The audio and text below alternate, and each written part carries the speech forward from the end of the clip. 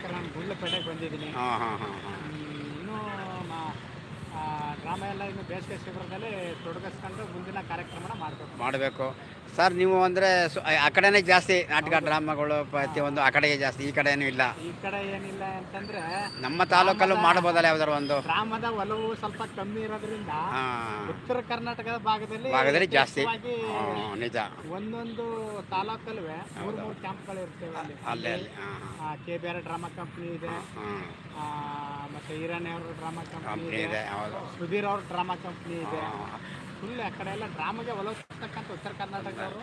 ಅಂದರೆ ಆ ಕಂಪ್ನಿಗಳಲ್ಲಿ ಹಳೆಯ ಕಂಪ್ನಿ ಈರಣ್ಣನ ಅವ್ರದ್ದಲ್ವ? ಹೌದು, ಅವ್ರದ್ದು ಗುಬ್ಬಿ ಈರಣ್ಣ ಅವ್ರ ಕಂಪ್ನಿನೇ ಹಳೆಯ ಕಂಪ್ನಿ. ದಾವಣಗೆರೆಯಲ್ಲಿ ಹಾಕಿದ್ರು ಈ ಸತಿ.